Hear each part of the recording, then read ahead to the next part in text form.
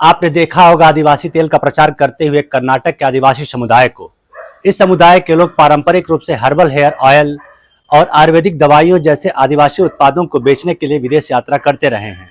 अभी हाल ही में गैबोन की राजधानी लिब्राविले में अधिकारियों द्वारा अवैध प्रवासियों के खिलाफ छापेमारी के दौरान हक्की पिक्की समुदाय के 22 सदस्यों को हिरासत में ले लिया गया।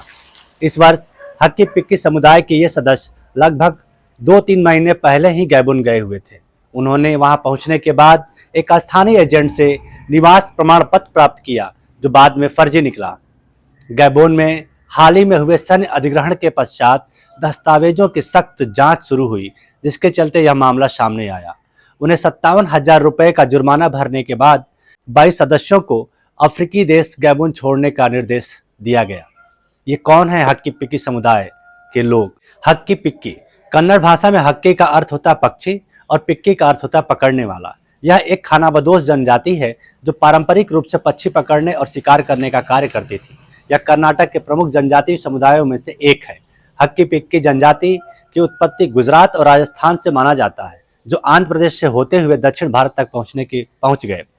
इस जनजाति को 4 कुलों में बांटा गया है, जिनके नाम है गुजरातियों, कालीवाला, मेवाड़ा, पनवारा। यह जनजाति भारत के पश्चिमी और दक्षिणी राज्यों में निवास करती है, विशेष रूप से वन क्षेत्रों में।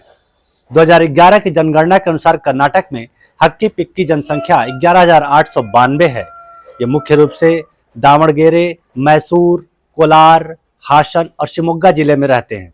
भारत में उन्हें अनुसूचित जनजाति का दर्जा प्राप्त है। हक्की पिक्की जनजाति की मातृभाषा वागरी है, जिसे यूनेस्को ने संकटग्रस्त भाषाओं की सूची में सूचीबद्ध किया है। इनके समुदाय के लोग कन्नड़, तेलुगु, तमिल और हिंदी भी बोलते हैं। पहले हक्की पिक्की जनजाति का व्यवसाय शिकार करना था, लेकिन वन्यजीव संरक्षण अधिनियम के लागू होने के बाद उन्हें अपना व्यवसाय बदलना पड़ा। अब वे मसाले, फूल, आयुर्वेदिक औषधियाँ और विभिन्न प्रकार के तेल बेचने का कार्य करते हैं। कुछ लोग खेती बाड़ी करते हैं, तो कुछ चाकू और दराती तेज करने का भी छोटे मोटे काम करते हैं। यह जनजाति हिंदू परंपराओं का पालन करती है और हिंदू त्योहारों को मनाती है।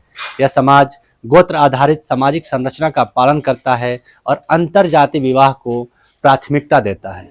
इस जनजाति में चचेरे भाई बहनों के बीच विवाह प्रथा को प्राथमिकता दी जाती है। समाज मातृसत्तात्मक है, जहां दूल्हा दुल्हन के परिवार को दहेज देता है और परिवार के सबसे बड़े सदस्य अपने लंबे लंबे बाल रखते हैं, जिससे यह पहचाना जा सके कि वो उस परिवार के बड़े लड़के हैं।